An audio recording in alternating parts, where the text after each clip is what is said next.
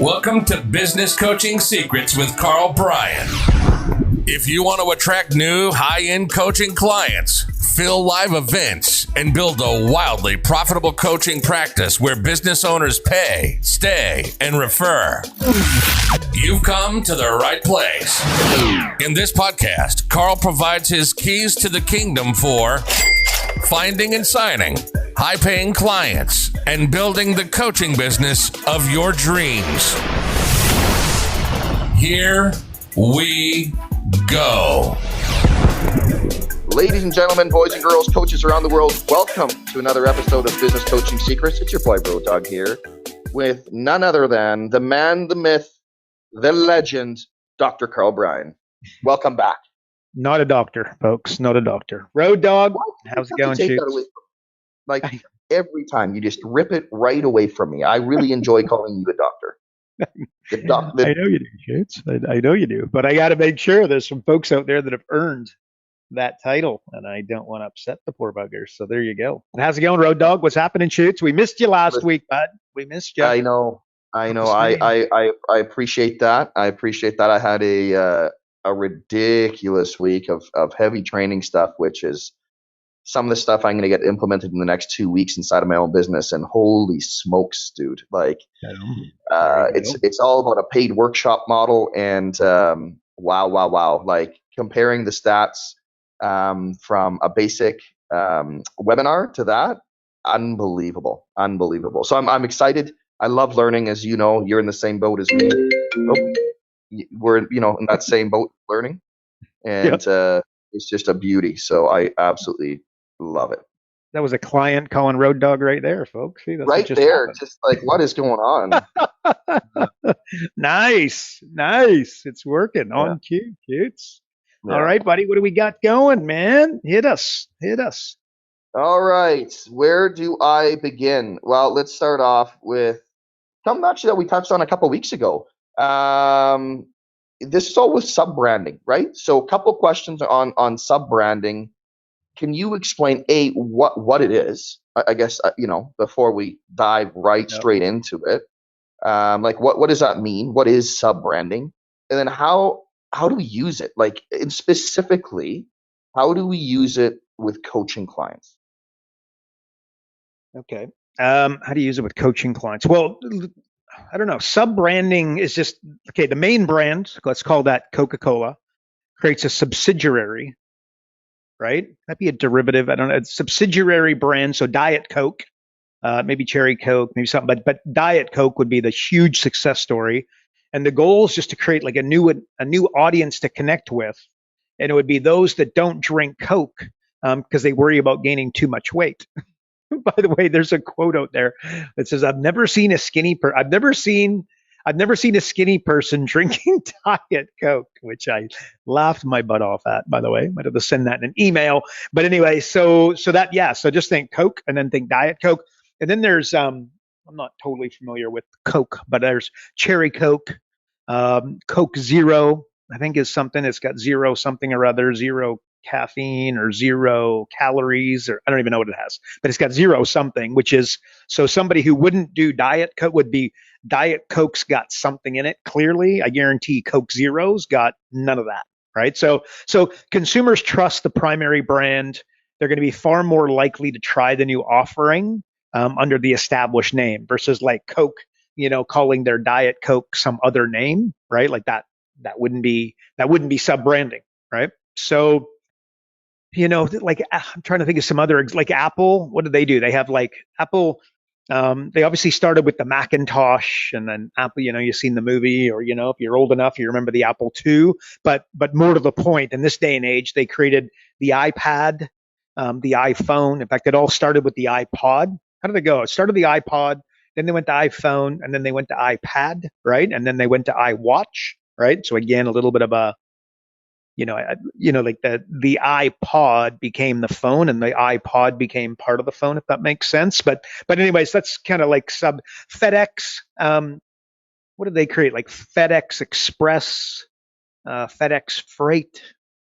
FedEx Ground comes to mind. It's bottom like whatever they had, and you'd look it up. I'm sure you'll be able to see everything that FedEx has created. But it's just something that needs to be done.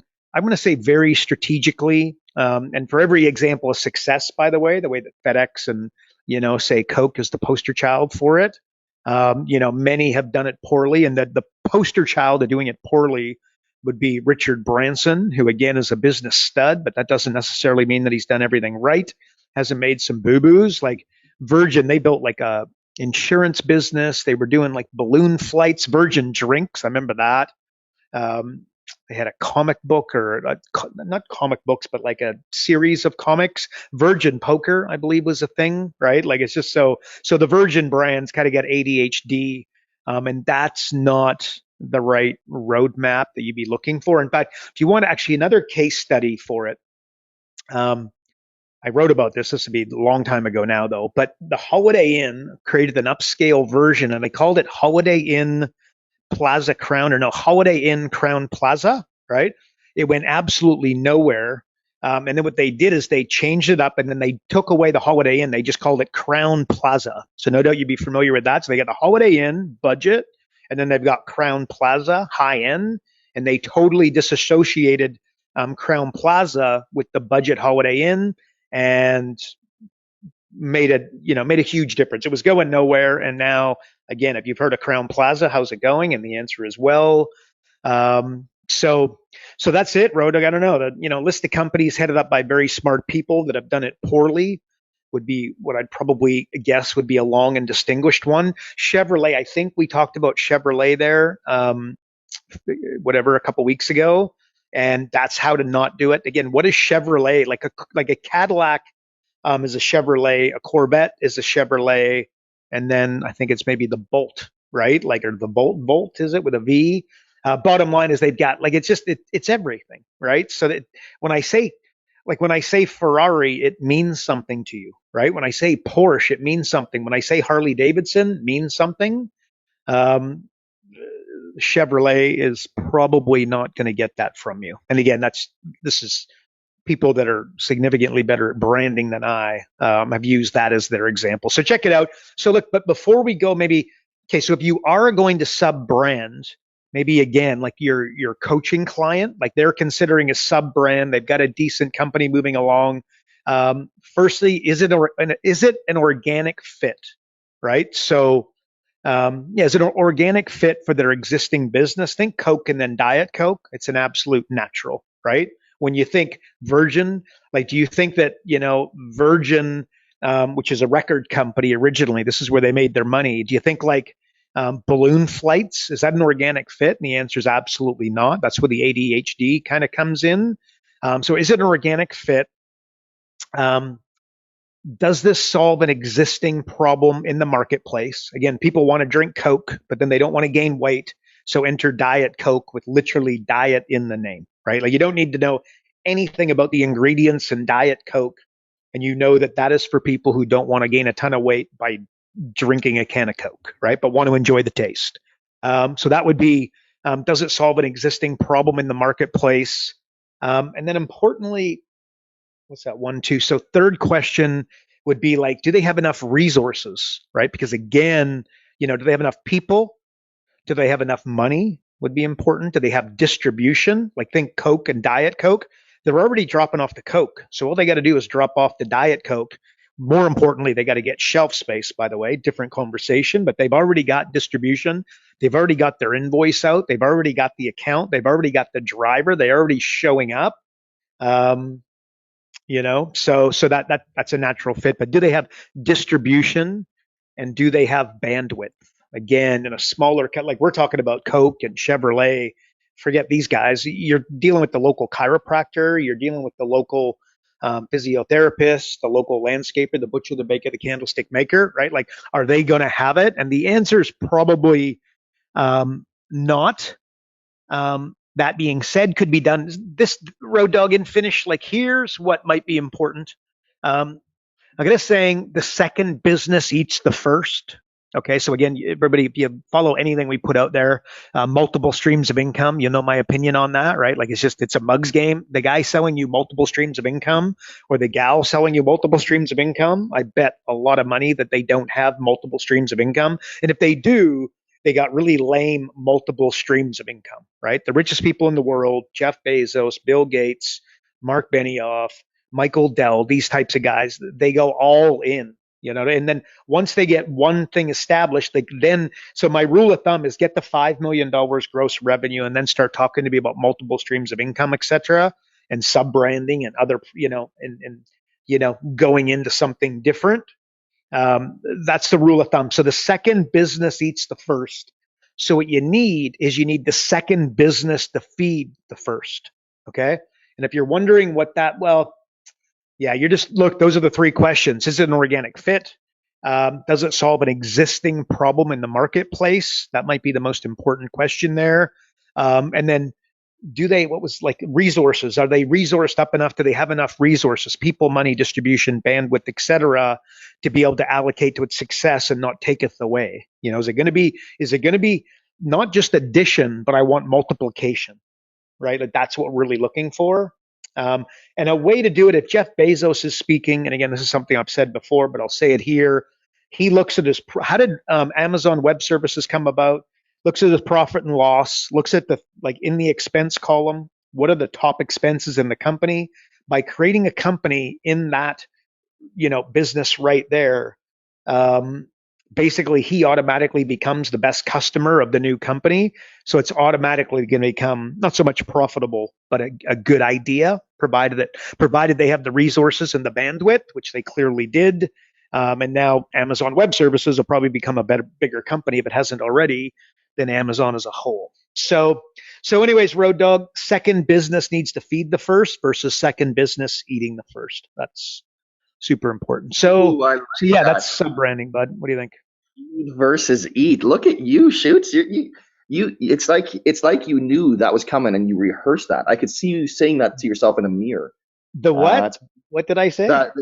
It's got to feed, not eat. I like that. That's real nice. Real nice. You're thinking of that as you're blow drying your hair, probably. Yeah, that's nice. Hey, how did you know? Shoots. Just before doing. It's if there was a subscription for hair drying and hair blowing services, did you ever go to blow in Vancouver? And not like, this is not a cocaine type of insinuendo, folks. There's a place that does blowouts. I'm thinking that's going to be your Christmas gift this year, Shoots. I'm going to get you a full blowout at that Vancouver hair place. Anywho, you were talking about laying secondary sources of income. And you are our go-to crypto expert. And we actually had somebody ask some questions in regards to that. I have no idea how we're going to tie crypto into this, but I know that if anyone can, you can. So Bitcoin, apparently, I pay absolutely, full disclosure, zero attention to Bitcoin and its current price. But I heard rumblings that it took a hit.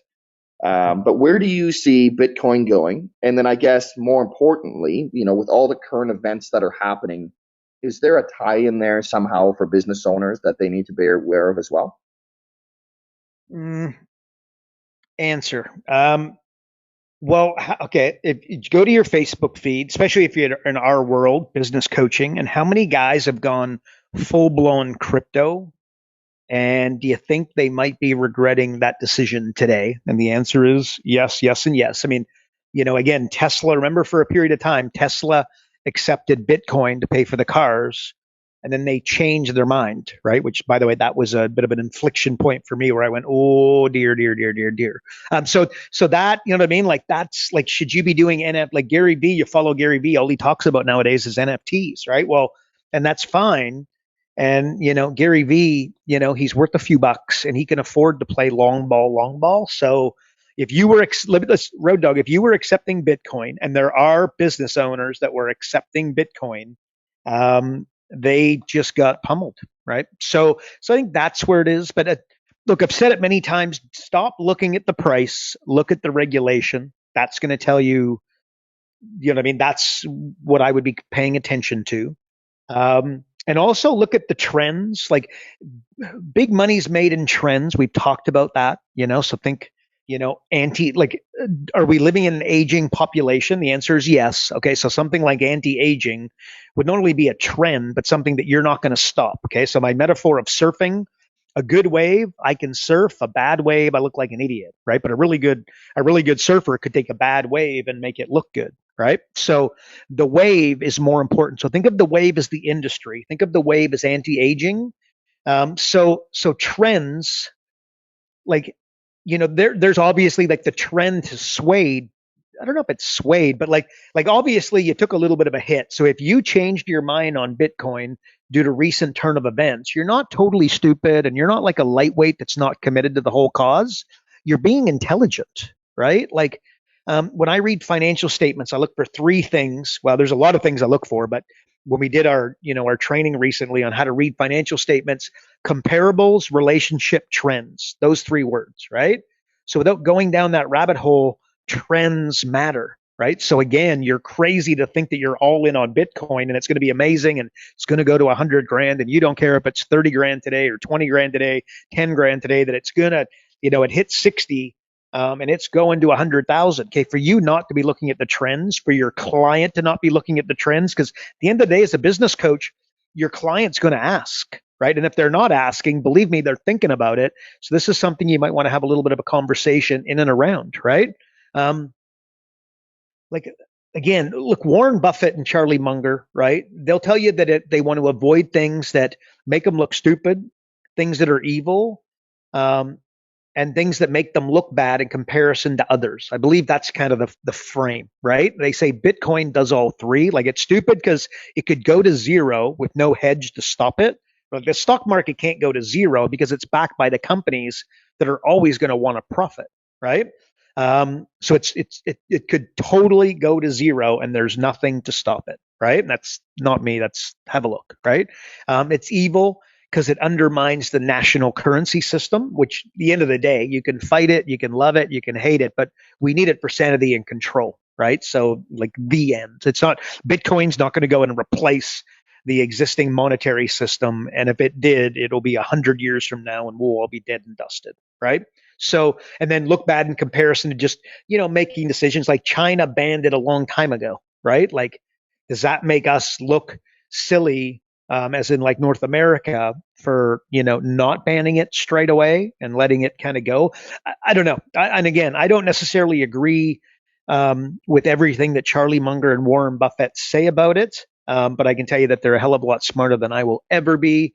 And you should just defer to them when making investment decisions, right? But I will tell you this, Road Dog, that like um, people are more tribal today, right? So like everybody's hating on it. Buffett, Charlie Munger, some very, very smart people, but also some very, very, very, very smart people, debatably more up with the times, like let's go Peter Thiel as an example, are all about it, right? So you're to ask me, is it going to work? Like, do I advise my client to pay attention, to think NFT, to think Bitcoin, to think crypto? At the end of the day, remember, all of this is just blockchain. Forget crypto. Crypto is not Bitcoin, it's blockchain, right? That's where the real magic is, but Bitcoin is a currency, right? Like the USD versus the Canadian dollar versus the Mexican peso, right? But here's what I'm trying to say and spit out is that people are tribal. And I don't know that people have ever been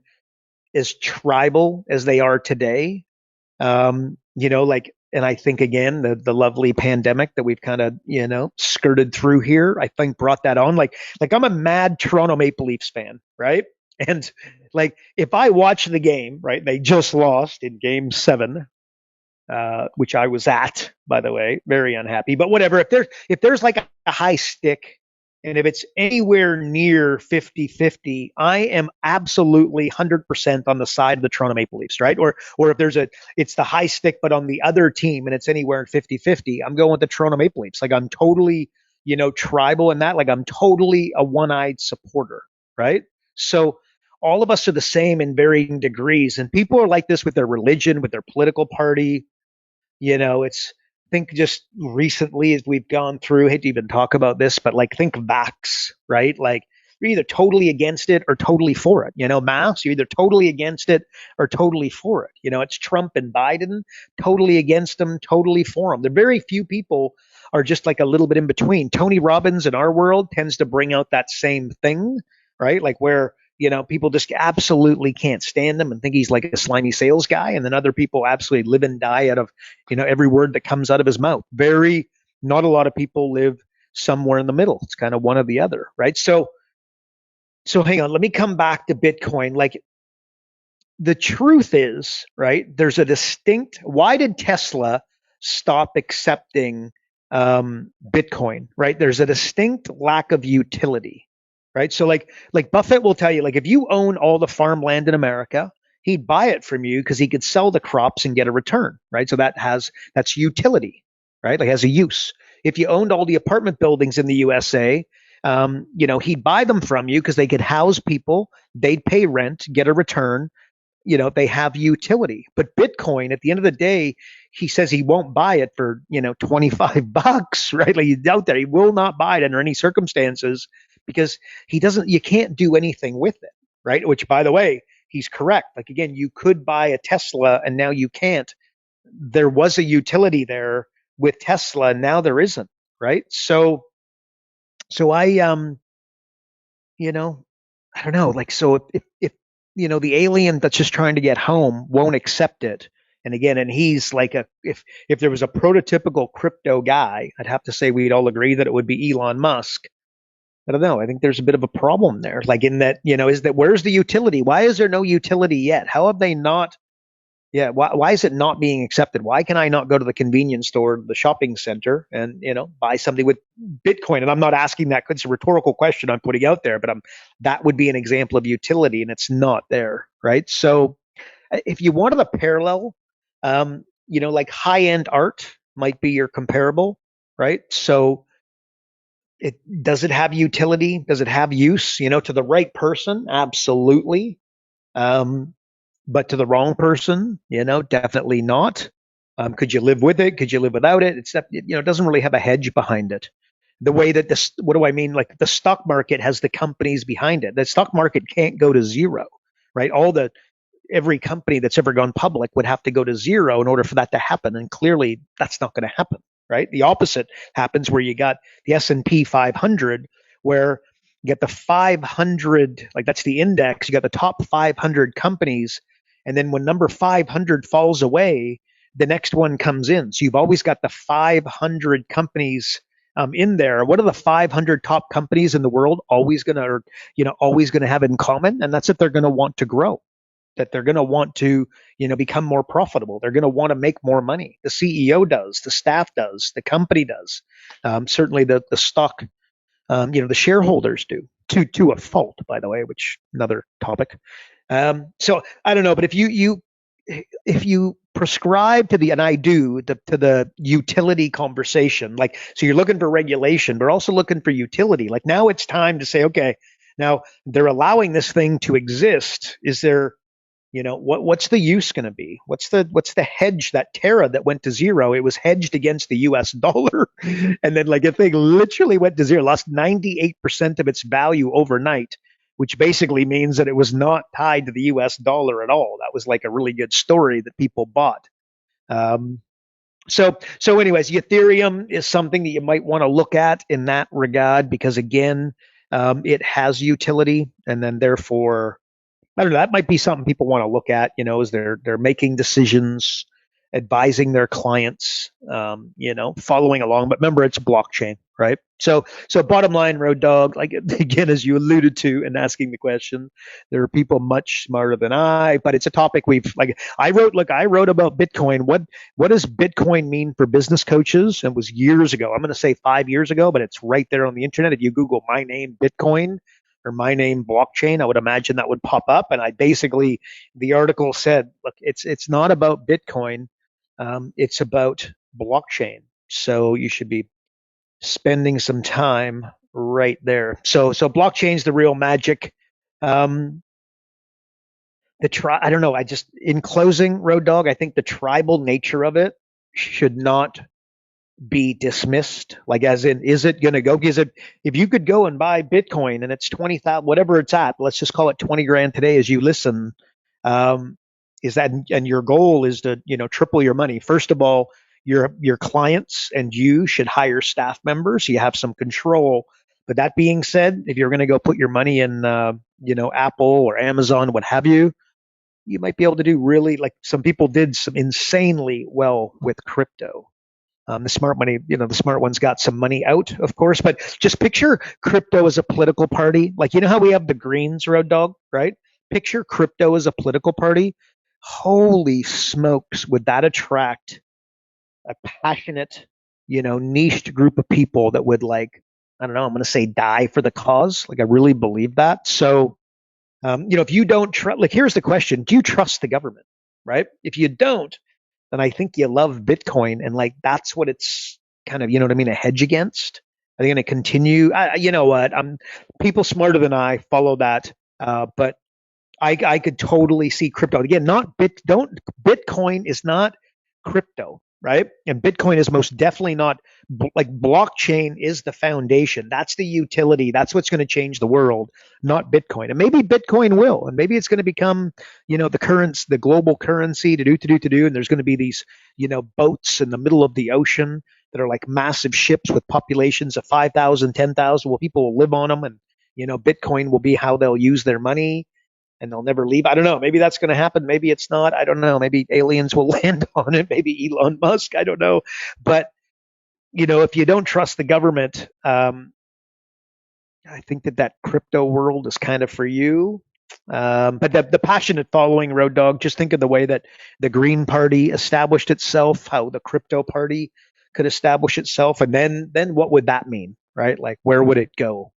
Answer is, I don't know. But there's other people out there talking about it, again, with more, more interest than I, times about 1 million. So there you go. I don't know. It's going to be interesting to see how things evolve, Road Dog. So that's what I'm going to say. But I do think that business coaches should be educated and be able to speak intelligently to it, though. I do think that's important. So there you go. So the only thing I'm going to say is, you made a comment about the S&P, and during the last market correction, I find it fascinating how people will make comments about the market. And we actually hit a point at one point where certain stock prices were actually below the valuation of the actual assets of certain companies. So that's the difference between the stock market. So as a former financial advisor, the thing that always got me was, what if the market goes to zero? And my same response was, if the stock market goes to zero, you got way bigger things to worry about than your retirement plan. Like, if the 500 top companies in the United States all go bankrupt and lose everything, I have a feeling you're going to be running to buy some guns. Like, you know what I mean? Like, invest in guns. There you go. Shoots. And by the way, people, if anybody thinks you're not deadly serious, like, that is exactly, if the world goes to zero, you're going to want to protect yourself, and yet you're going to want to protect your food and your water, and a gun might be a better idea than a kitchen knife. Well, dude, it's the same thing. You talk about educating yourself. If you don't know, with the Russia-Ukraine conflict, and you haven't stocked up on flour and on oil, like, hello, you might want to consider doing that, because the prices have probably quadrupled in the past 3 months. And there's going to be a shortage. There already is in Europe for oils. So just throwing that out there. But anywho, I'm not to let you get away with it, because I am here to hold you accountable, Mr. Karl Bryan. You made an anti-aging comment. Listen, folks, take a look on the cover of the podcast image. Look at that handsome face right there. When Karl Bryan talks about anti-aging, right there, that image tells you he knows what he's talking about. So there you go. Shoots. I agree. But listen, bud, with those chiclets right there, and like your skin, it's just this super soft, milky. It's unbelievable. I don't know how you do it. Perhaps we could get some skincare routine questions built in over the next few weeks, because as a man who's aging myself, these are valid concerns. But anyways, speaking of incentivizing our listeners to keep coming back, Can we talk about some real incentives? You like that pivot right there? How was that? Nice, That's how the pros do it, Shoots. Right nice, there. nice. We had a question of how can I help make incentives work for my clients? Oh my God, I got to mute myself and have a good laugh here. How can I help make incentives work for my clients? That's the question? That's it? That's the question? That's it. How can I help make incentives work for my client? Like that was Okay. it. So speaking of incentives, there it is right there. Okay. All right. So it's incentives. So the incentives. Okay. Charlie Munger quote, used it a while ago. I'm probably gonna make a meal of this, but show me the incentives, and show me the incentives, and I'll show you the outcomes. I believe it is Charlie Munger. So a little bit. No, not dramatic. I'm going to say dramatic. Nothing is dramatic about that. It's like that's it, right? So, my daughter clean her room. You know what I mean? And it's like, well, if she knows that the incentives is she's going to get, you know, if she doesn't do it, the negative incentive is going to be that she's not going to be able to leave her room. She's not going to be able to play. She's not going to be able to go to gymnastics. She's not going to be able to talk, use her iPad or talk to her buds or play whatever she plays on that thing. Roblox, is that it? Anyways, you know what I mean? So that's the incentive, right? So um, if you look at the foundation of modern supply and demand is something I've kind of been, like supply and demand as in economics, right? You'll find incentives as the foundation of it. So again, economics is just the study of how people get what they want or need, right? And especially when other people want and need the same thing, right? So again, and supply versus demand. If there's a limited supply, well, they're going to be willing to pay more. They're going to be willing to work harder, to respond quicker, etc. So understanding incentives, I think, is like a secret sauce or like a hack to solving any question you have around behavior or event, right? So how do I get someone to do something? My daughter cleaning her room. Think incentives, right? So and by the way, incentives will get people to act in your favor, but also against you, right? So um, and I just think of I don't know cleaning your room kind of theme of this answer, but it was ingrained in us from early childhood. Again from our positively and negatively, but like clean your room. It's do the dishes and you'll get an allowance. It's get good grades. If you do, you're going to get the new bike. You're going to get the new skis. You're going to get the new skates. Don't clean your room. Get grounded. Get things like iPad, iPhone taken away, depending upon age. Don't get good grades. You got to miss hockey practice. You're going to miss gymnastics. You're going to miss football practice. You're not going to be able to go to your friend's birthday party on the weekend. Get good grades in high school. Get into a good college. Get good grades then maybe in college. You're going to make lots of money. Okay, I'm joking, haha. But you know what I mean, right? It's going to be maybe a better chance than the person who flunked out. Not necessarily the case, but hopefully you're getting what I'm saying. You're going to do well at work. You're going to get that promotion. You're going to get the public recognition, and the public recognition would normally be more motivating than the promotion, but depends on the individual, the situation, the dynamic. Got to keep it in context, right? If you do poor work, you're going to get reprimanded. You're going to get fired. Think of the social pressures attached to that. Again, getting reprimanded in a public way. It's like a sales board. If you got a hair salon, you put a sales board in the lunchroom that gets updated on a daily basis. You're about to see sales of shampoo, conditioner, gel, wax, whatever else, blow dryers, right? Whatever, but they're about to go up. Like become an elite hockey player, become an elite pitcher, become an elite baseball player, become an elite cricketer, become an elite football player, baseball player, what have you. Like you make the talk team, you get the cool jacket, you get the attention maybe from girls or maybe it's from guys if it's cheerleading, that you didn't otherwise get recognized for, right? Like in China, actually, this is going back.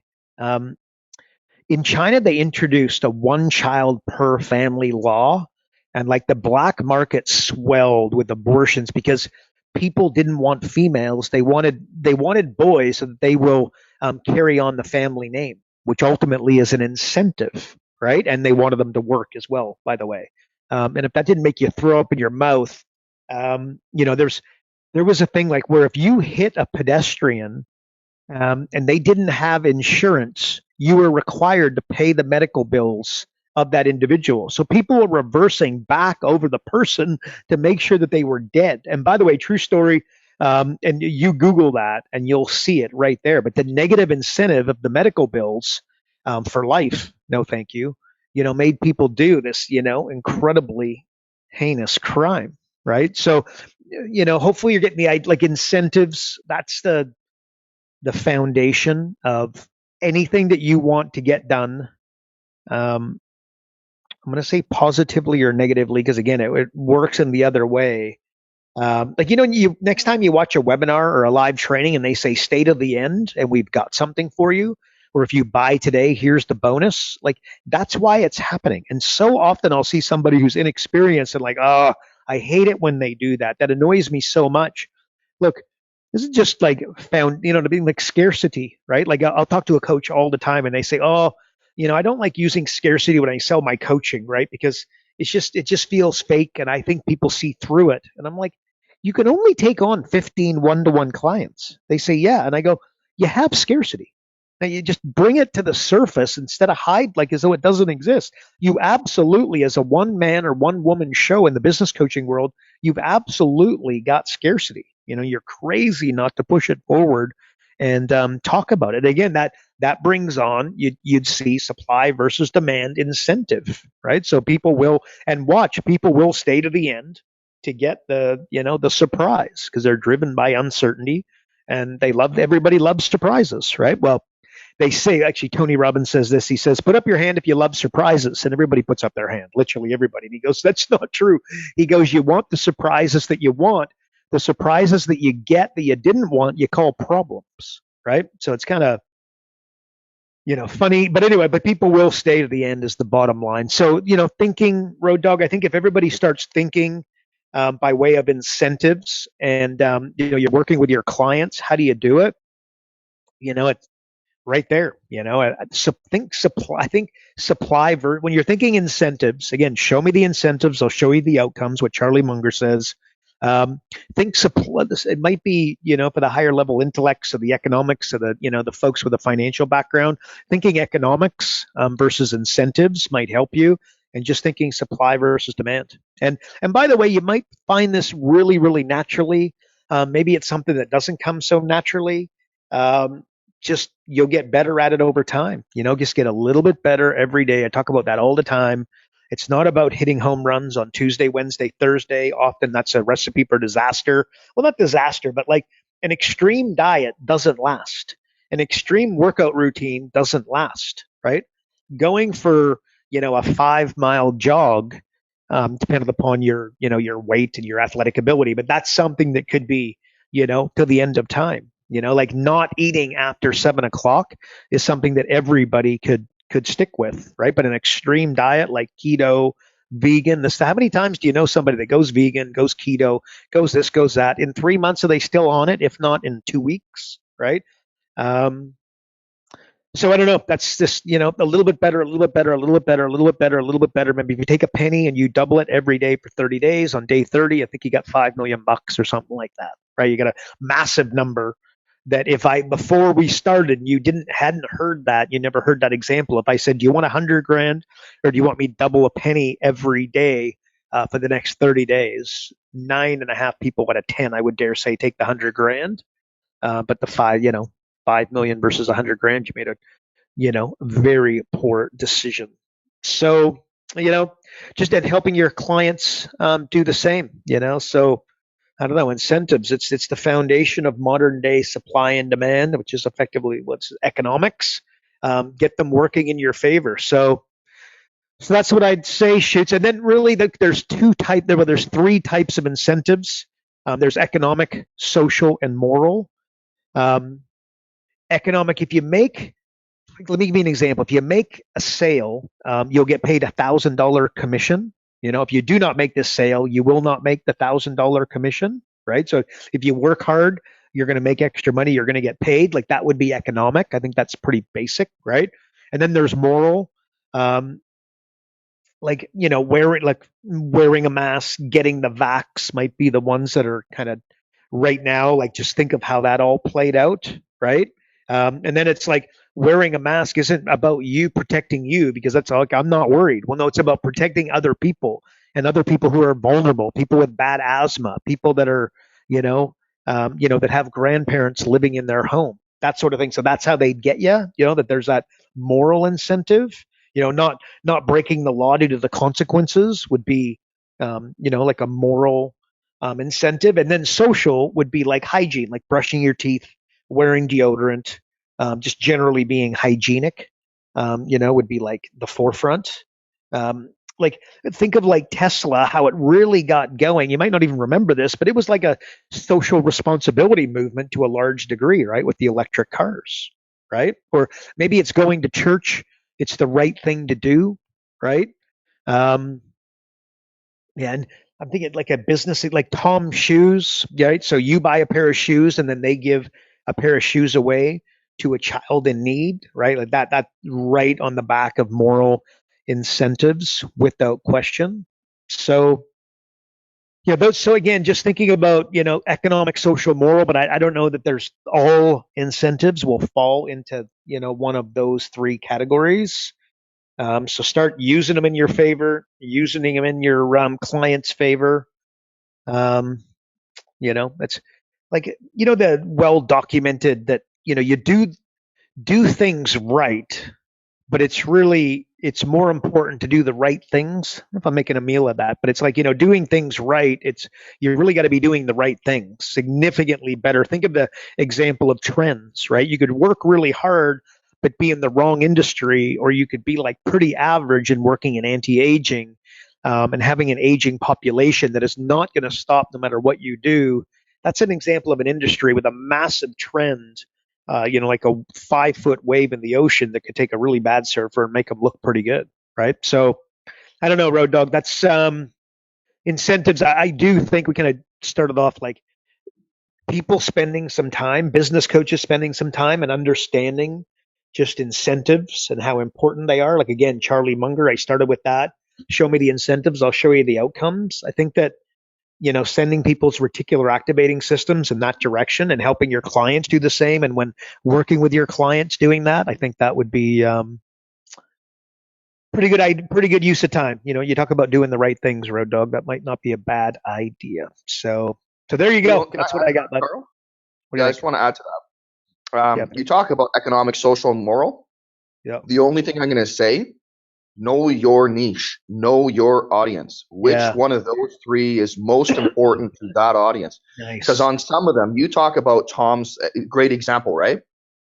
Think of Yeah. the average person who's buying Tom's. Like like really, because for the average guy, it may be like, well, I don't really give a rip that they're giving parachute. Maybe I don't know, right? But it's Yeah. like, what's important to your audience?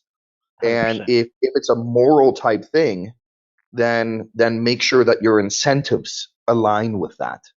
If it's more economic, where it's all like salespeople, right? What do they want? They want economic, financial, and at the same time, they do like the social too, right? They like the public recognition. So how can you incentivize those people doing that? So that's the only thing I'll add is just know your audience and know what's important to them. What do you think of that? Yeah. And also like motivating their staff. You bring up a good point, right? Like, it's not just motivating people to buy. The way that you build a kick butt. Remember, if you introduce me to a $10 million company or above, I'll introduce you to an HR company. It's all about hiring staff, right? So how do you incentivize some, like, people will go work for a nonprofit for less money, right? Why? Because they're attached to the cause. That's, moral incentive there, right? Big time. Um, so just thinking about that. And I will tell you, when people come to work for you, they're looking for three things. Well, they're looking for a lot, but just if I were to sum it up, they're looking to learn a lot, they're looking to have fun, and they're looking to give back. So generally speaking, and this is more like A players. Like, if you're looking, you've heard me talk about this, like where an A player is worth like 10 average players, right? Really, that I can't begin to tell you that's importance of what I just said. If you're looking to bring on staff, you want to bring on A plus people. Well, A plus people are looking for those three things.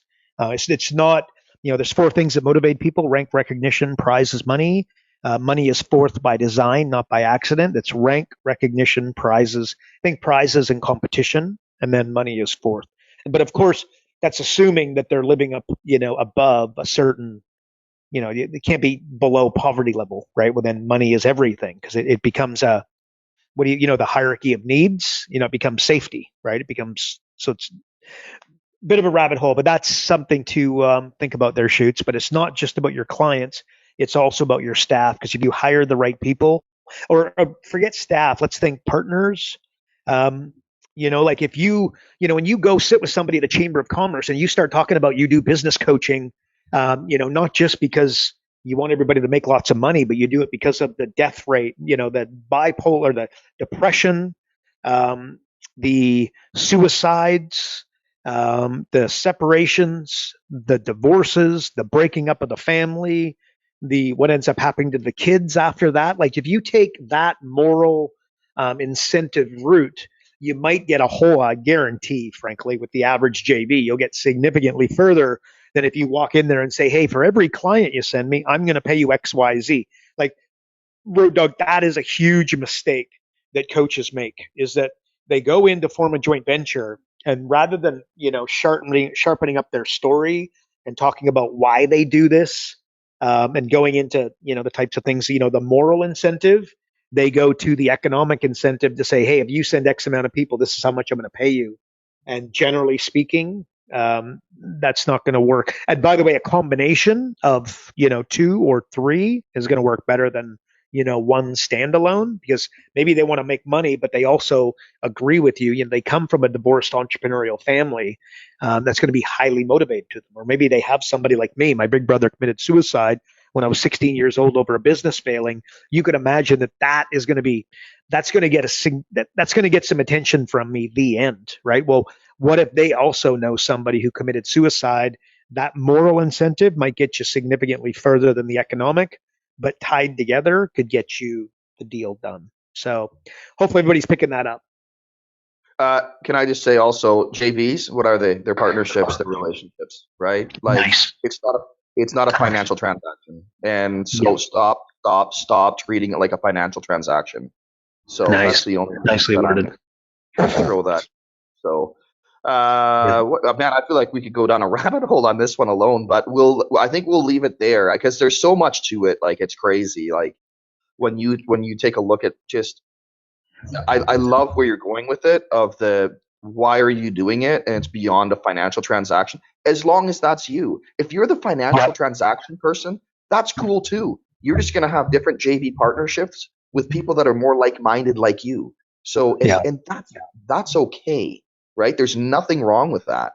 Just don't manufacture some BS moral story that's completely false. And right? Yeah. So, nice. Anyways. Yes, that could backfire in a very real, intangible way. So there we go. There you go. Cool bananas, buddy. All right, man. Well, good stuff. Let's close this out here with one thing. What's the one thing from today's episode that people can take and implement directly into their business immediately? I think the incentives, we kind of just went down a little bit of a rabbit hole, but I think it was a good one there at the end. Like, the combination, like just understanding there's certain things that motivate certain people, and it's not just money. Again, rank, recognition, prizes, money. That's the order for your incentive program for the, company staff. So, maybe it's a combination of, but just thinking about how are you incentivizing people, good and bad, clients, like when clients cancel with you, what do they miss out on? What do they lose? What's the pain of disconnect? Right. So just thinking incentives. It's the cornerstone of life, Road Dog. It truly is. So there you go. Love it. Listen, the only thing I'm going to real quickly add before I do my little closeout here is this. Right now, we're heading into a season where there's a lot of people that are short-staffed. And just keep in mind because Karl hires with his story and people buy into it and they want to work with him, right? Yep. Do the same thing. If you're putting up a very bland vanilla sort of a job posting, no one is going to care, especially in an environment where people are now like, it's just the shortages are insane no matter where you go for staff. And to get good staff, you need to sell, which sounds so crazy, especially coming out of an environment where we had the pick of the litter, it seemed. Where now you need to sell your openings, and I think helping your clients with that and getting them to sell it, man, they're going to get way better people and way better teams working for them, which then, of course, as we know, in an environment where customer service is going to be poor. I keep saying this to my wife. We're in for a good 2 to 3 years of just horrible customer service. So if you can be the shining star in that, holy smokes, are you going to stand out? So I just wanted to throw that in there as well. So nice. Anyways, good job. Thanks everybody for tuning into another episode of Business Coaching Secrets with none other than the man, the myth, the legend himself, King Karl. If you're not on the inside getting access to the pre-show, again, we're getting a ton of stuff accomplished in that pre-show. Holy smokes, it's unbelievable. If you aren't getting Karl's daily emails, you wanted more information on the coaching software, the group coaching software, how to build your coaching company. Like, listen, if you're not seeing the value that Karl's dropping here every single week, I don't know what you're listening to, but go visit focus.com and subscribe today. And again, if you enjoyed the podcast, please share it. And of course, please rate it, as we know that all the streaming services give a heavy, heavy amount of weight towards those reviews. And that is it for another week, folks. Remember, progress equals happiness. Take care, everybody. We'll see you in the next episode. Karl Bryan built Profit Acceleration Software 2.0 to train business coaches how to find any small business owner more than $100,000 in 45 minutes without them spending an extra dollar on marketing or advertising. This becomes a business coach's superpower. So as a business coach, you'll never again have to worry about working with business owners that can't afford your high-end coaching fees. Check us out at focused.com.